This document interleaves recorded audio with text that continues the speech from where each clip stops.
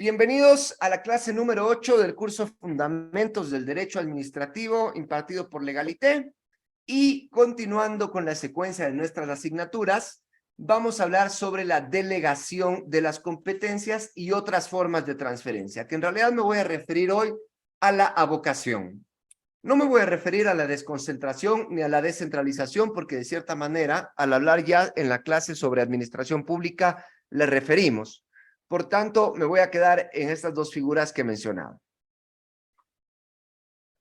De cierta manera, el gráfico que está en pantalla dibuja bien lo que entenderíamos por transferencia de competencias vía delegación y vía avocación. La delegación es una transferencia de competencias de arriba hacia abajo y la avocación es una traída de competencias de abajo hacia arriba. No significa que el órgano inferior le puede designar al superior que ejerza sus competencias, sino que el órgano superior se trae las del inferior. Tanto delegación como avocación, se dice, no son en sí transferencias de competencias, porque la competencia sigue permaneciendo en el titular. Lo único que se traslada es digamos, la capacidad de que otro también las puede ejercer. Pero la titularidad sigue siendo del dueño de esa competencia y la va a poder volver a ejercer o a recuperar. Entonces, centrémonos primero en la delegación de competencias y acá voy a hacer uso mucho de lo que dice la normativa para no irnos muy lejos. Y la normativa en el artículo 69 dice lo siguiente, el Código Orgánico Administrativo. Los órganos administrativos pueden delegar el ejercicio de sus competencias, incluida la de gestión en, primero, otros órganos o entidades de la misma administración pública jerárquicamente dependientes. Primero la explico de manera simple y después les digo cuál es la implicación que tiene este numeral. Al decir, omitan por un momento lo que está resaltado, lo que está entre paréntesis, perdón. Al decir otros órganos jerárquicamente dependientes, se está refiriendo a una delegación interorgánica entre órganos de la misma administración. El ministro al coordinador jurídico, dos órganos, y de arriba hacia abajo. El problema me representa cuando decimos otros órganos o entidades de la misma administración pública. Y acaba la pregunta. ¿Cómo pueden haber más entidades dentro de una misma administración pública? Dentro del Ministerio de Salud o dentro de una empresa pública, ¿cómo pueden haber más entidades dentro de esa misma administración? Y la respuesta es que no es que el legislador se equivocó, no.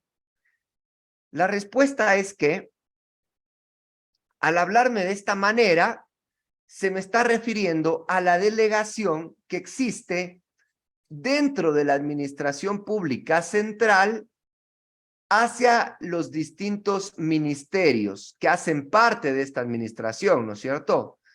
Entonces entenderíamos prácticamente la delegación que hace el presidente de la República a sus ministros. Están dentro de la misma administración pública central y el ministro le dice al de salud, perdón, el presidente le dice al ministro de salud, te vas a encargar de la salud del Estado. Porque ya les había dicho antes, artículo 152 de la Constitución, los ministros son representantes del presidente en las distintas materias a su cargo. Y ya les había dicho que los ministerios se consideran entidades, pero no tienen personalidad jurídica, es decir, son parte de la misma administración pública central. Si este concepto no está claro, revisen la lección sobre administración pública para que lo tengan clarísimo. Para los que ya lo tienen claro, pues no va a ser problema. Bien, siguiente numeral. Acá sí nos habla en cambio de la delegación intersubjetiva. Y dice, otros órganos o entidades, perdón, otros órganos o entidades de otras administraciones. Una entidad le delega a otra entidad o un órgano de una entidad le delega a un órgano de otra entidad. Es intersubjetiva. Obviamente, las primeras se sustentan sobre el principio de jerarquía, las interorgánicas, en cambio, las intersubjetivas no, porque entre los distintos entes de la administración, por ejemplo, pongamos un caso, entre el ministerio, dejemos de hablar de ministerios, entre, digamos, la empresa pública A y la empresa pública B, no existe jerarquía, pero lo que existe es coordinación interinstitucional. Por tanto, la delegación intersubjetiva requiere previa coordinación. No le vas a mandar tú al ministerio de alguna cosa que te dé haciendo las cosas de otros sin antes preguntarle. De ahí, de hecho, hacemos convenios de cooperación, etcétera, etcétera. La que aquí está como número 4, pero en realidad es número 3, dice los titulares de otros órganos dependientes para la firma de sus actos administrativos. Esto no exige delegación de gestión o de ejercicio, no existe toma de decisión, sino solo existe firma, la actividad de firmar. ¿Por qué? Por ejemplo, cuando esto normalmente se da cuando es la producción de actos administrativos de manera excesiva. Por ejemplo, ustedes ven el registro de la propiedad, al menos yo he visto acá en el de Quito, cómo el que firma los certificados no es el registrador de la propiedad, sino otra persona. La competencia sigue siendo el registrador de la propiedad, pero le dan firmando los actos, ¿ya? Por último, digamos, la competencia para que no se te canse la mano, ¿sí? Aunque era como es firma electrónica, para que no se te cansen los dedos de escribir la clave de la firma, ¿ya? Bien, y la última, que habla de la delegación de derecho privado conforme a la ley de la materia. Estos son concesiones. Entonces, a esta no me voy a referir, pero sepan que es concesiones del sector público hacia el sector privado. Y lo que nos termina diciendo la norma en último campo es que la delegación de gestión no supone cesión de la titularidad de la competencia, ¿no es cierto? ¿Qué quiere decir esto? Que el que delega no renuncia, no transfiere definitivamente la competencia, no se deslinda, sino que se le encarga su ejercicio a otro. Ahora bien, ¿cuáles son dos reglas de la delegación de la competencia? La primera, o el primer efecto, es la autoridad que se entiende ha dictado la decisión. Y el 71 del COA me dice, las decisiones delegadas se entienden adoptadas por el delegante. Es decir, si yo, ministro, delego a mi coordinador jurídico una decisión, o delego una competencia, entonces las decisiones que él tome en ejercicio de esa competencia, se entiende que las he tomado yo como ministro. Y esto tiene una lógica, claro. Si tienes un acto de delegado, no puedes plantear un recurso de apelación para que lo resuelva el delegante. Eso sería absurdo. Primero, porque si yo soy máxima autoridad, de mí ya no caben recursos de apelación. Y segundo, yo no puedo resolver un recurso o reclamo donde algo que en teoría yo mismo dicté. Digo en teoría porque en teoría se entiende que yo lo dicté, en la práctica lo hizo otro, pero en teoría se me atribuye a mí. Sencillo. Y lo segundo, perdón, lo segundo es el efecto de la responsabilidad por esa decisión. Y aquí en realidad esto no está todo dicho, no está todo claro. Y les vengo a compartir esta reflexión que hice mientras organizaba estas diapositivas. Hay un pronunciamiento del Procurador General del Estado, 04676, que dice que la responsabilidad administrativa es compartida. Es decir, si yo, ministro, le delego una competencia a un órgano inferior de mi ministerio, todo lo que él haga en ejercicio esa competencia, las consecuencias administrativas también van a ser para mí. Si tomó una mala decisión ejerciendo la competencia, yo también soy complicado acá. ¿Por qué? Porque yo debí haber controlado el ejercicio de esa competencia. Pero el procurador, cuando absuelve este pronunciamiento, se sustenta en la ley de régimen municipal, que en ese entonces estaba vigente, año 2008, y ahí decía que las personas, los delegados y los delegantes responderán administrativamente los dos, pero que lo civil y lo penal ya era solo del delegado. Entonces, a mí se me ocurrió cuando yo estaba diciendo esto, ok, pero ¿por qué decimos que es así si muchas veces la Contraloría General del Estado me establece a mí responsabilidades civiles por no haber controlado lo que hizo otro? Entonces me puse a cuestionar si realmente lo que dijo la Procuraduría o lo que decía la ley de régimen municipal anteriormente se puede mantener todavía. Obviamente bajo la idea de que la Contraloría tampoco es la mejor guía porque casi siempre hace las cosas mal. Pero yo quería entender. Yo no me quería quedar con la duda de decir, ¿por qué pasa esto, no? Y me puse a pensar en qué pasa con la responsabilidad civil de los concesionarios. Y pasa que la responsabilidad del Estado es subsidiaria, es decir, ya no es del Estado, es del concesionario. Y explico más fácilmente. Digamos que el día de mañana Panavial, que es una concesionaria de tramos viales, ¿no es cierto? ¿Qué significa ser concesionario? Que el Estado te delegó, entonces eres delegado del Estado para ejercer esa carretera. Y digamos que Panavial le causa unos daños civiles a una persona. La ley te dice que cuando se trata de concesionarios, el Estado responderá de manera subsidiaria. Es decir, el delegante responderá de manera subsidiaria, solo en caso de que el delegado no responda. Entonces me puse a pensar yo, a compartir el criterio y a decir, sí, en efecto, la responsabilidad civil también debe ser personal del delegado. Y puse el ejemplo acá, donde habla de la adjudicación de un contrato con el pago de coimas. Si yo le delegué al coordinador jurídico una competencia y él adjudicó este contrato ejerciendo mi competencia, recibiendo coimas, entonces tenemos tres tipos de responsabilidades. Primero, la administrativa, ¿ok? Por la administrativa entenderíamos que yo como ministro me van a poner una multa porque evidentemente no controlé que el coordinador deje de estar en cosas chuecas. No hay problema. Segundo, la penal, esa sí no hay discusión. Penal responde cada quien, a menos que me hayan determinado que yo también fui parte del acuerdo, de lo que sea. Pero si no, no. Yo no tengo por qué responder penalmente, sino el que hizo ahí sus negocios, sus delitos. Y el tema civil, si producto de esto se produce una responsabilidad civil, ¿será que yo debo responder como ministro?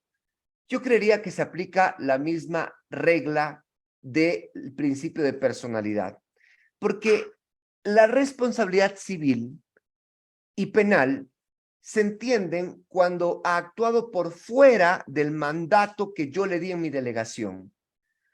Yo, cuando le di una delegación, asumí el riesgo administrativo que podía existir. Lo civil y penal ya no. Por lo tanto, él es el que tendrá que responder. Sería interesante hacer un análisis más importante de este tema, sobre todo para limitar muchas participaciones que la Contraloría hace por la falta de control. Que yo creo que la falta de control tal vez debería derivar en responsabilidades administrativas, pero tal vez no civiles. Vamos al último punto, que es la prohibición de delegación. Pero este tema también me llama mucho la atención y se los quiero explicar. El artículo 72 del COA nos dice cuándo no se puede delegar una competencia. Y recuerden lo que yo les dije antes.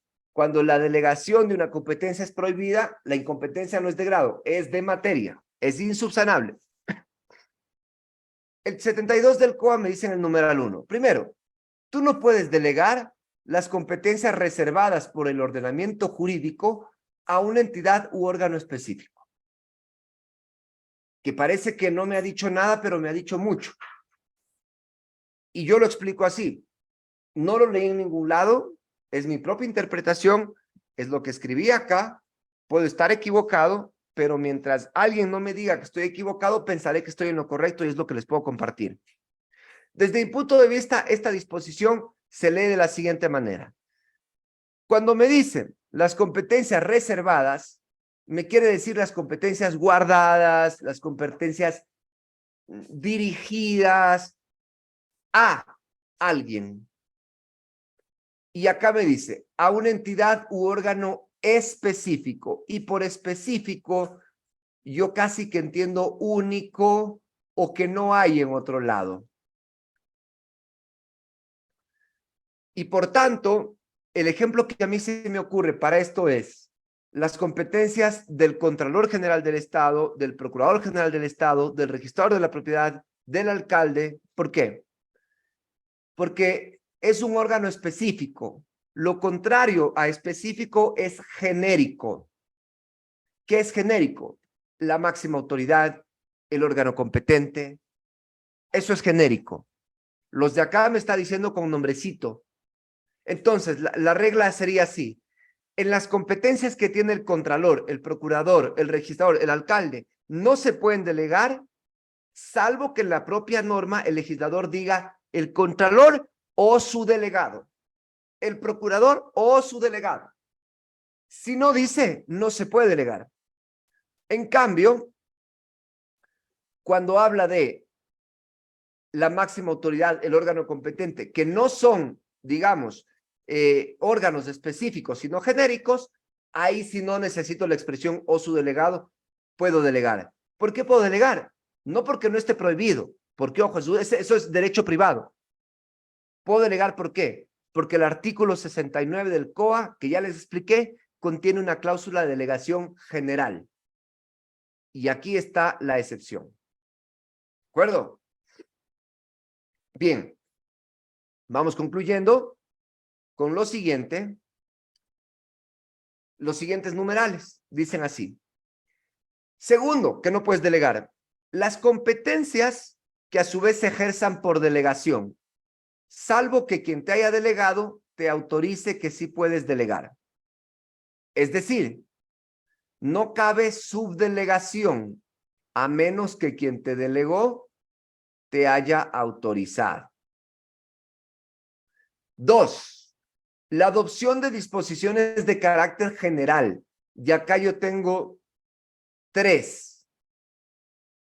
Los actos administrativos de efectos generales, los reglamentos y los actos normativos de, ¿cómo es? Acto normativo de carácter administrativo, que de cierta manera, reglamento es una norma hacia los particulares y esta es una norma hacia los propios órganos de la administración pública. Es decir, un reglamento puede ser reglamento de licencias de conducir y en cambio uno de acto normativo de carácter administrativo puede ser reglas para venir a trabajar en la Agencia Nacional de Tránsito, reglas para parquear los carros de los servidores públicos de la Agencia Nacional de Tránsito. Ninguno de esos puedo delegar. Y 4, la resolución de los reclamos en los órganos administrativos que hayan dictado los actos de objeto de dicho reclamo. Obvio, si yo soy ministro y me ponen un recurso de apelación contra un acto que dictó el coordinador jurídico, ejerciendo sus propias competencias, y me ponen una apelación para mí, yo no le puedo delegar a él mismo que resuelva el recurso, que no hay imparcialidad. Aquí la expresión reclamos debe entenderse en sentido más amplio, en sentido reclamos, recursos, controversias, cualquier cosa. ¿De acuerdo? Salvaguardando la imparcialidad.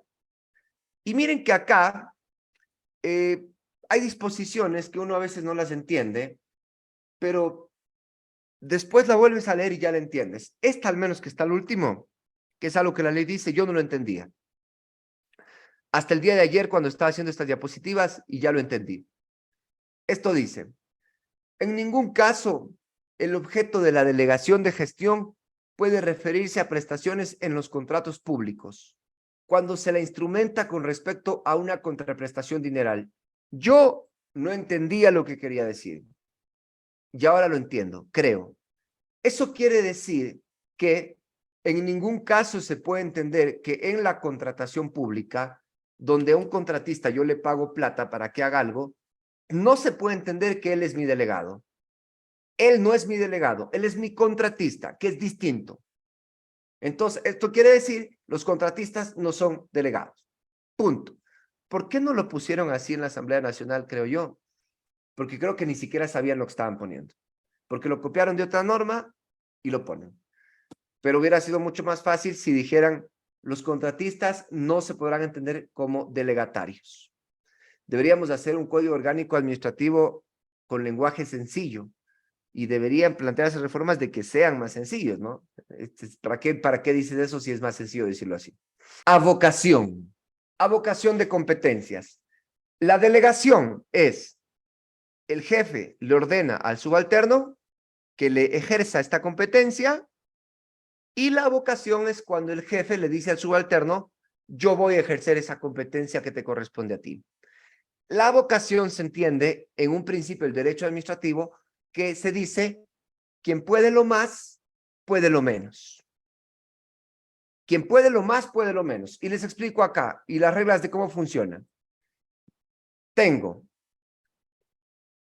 ministro de Vivienda.